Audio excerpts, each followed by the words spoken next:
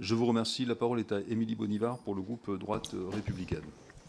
Merci, Monsieur le Président. Elle s'appelait Alexia, elle avait 4 ans. Sa maman s'appelait Sylvie, elle avait 26 ans.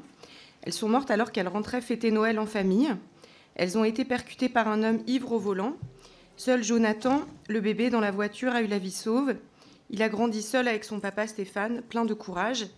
C'était il y a de longues années maintenant, mais la douleur de la famille reste intacte. Combien de vies si précieuses détruites, combien de familles brisées à perpétuité.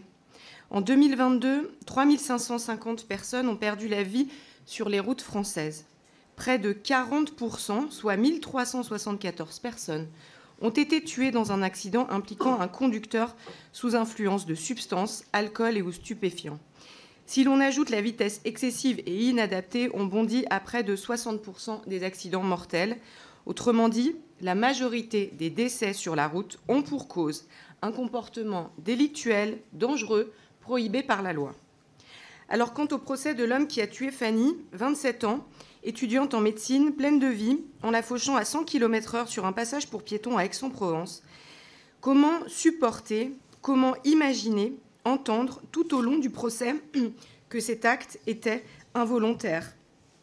Car c'est non seulement inexact par rapport à la réalité, mais c'est insupportable à entendre pour les familles, impossible à supporter par respect de la mémoire des victimes.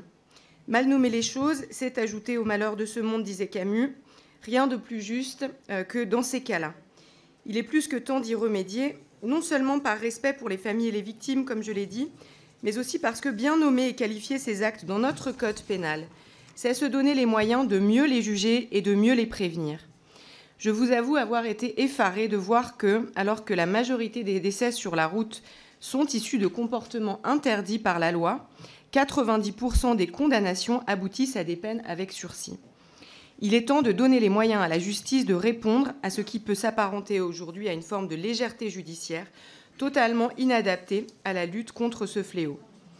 C'est à cela qu'entend répondre cette proposition de loi qui vise à créer dans notre code pénal, de manière autonome et indépendante, l'infraction d'homicide et de blessures routiers en cas de présence de circonstances aggravantes, en les sortant de la qualification d'involontaire sans pour autant les reclasser en volontaire, car si le comportement dangereux initial est délictuel et volontaire, la non-intentionnalité de donner la mort reste vraie dans l'immense majorité des cas.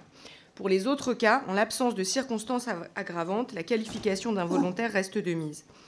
Je remercie sincèrement et chaleureusement notre collègue Éric Pauget pour avoir porté ce combat avec le soutien actif de toutes les associations de défense des victimes de la violence routière. Le Sénat a modifié le cœur de cette PPL, il nous appartient de la remodifier dans son esprit initial. Car un commencement d'exécution volontaire d'une infraction, aux conséquences même non intentionnelles, ne peut être rattaché à une infraction purement involontaire. En consommant abusivement de l'alcool, en consommant des stupéfiants, en roulant à une vitesse excessive, l'auteur sait qu'il est dans l'illégalité, que son comportement est interdit parce que dangereux.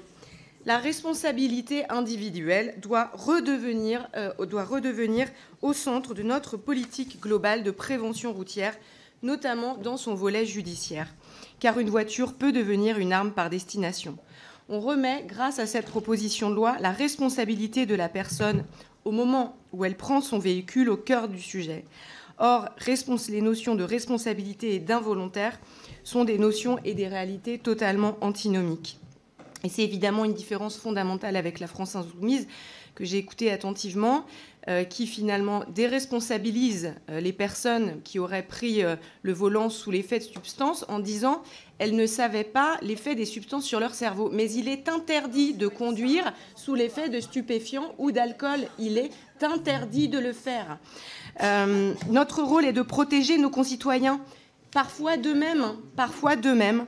Avec cette PPL, nous donnons une partie des moyens de le faire.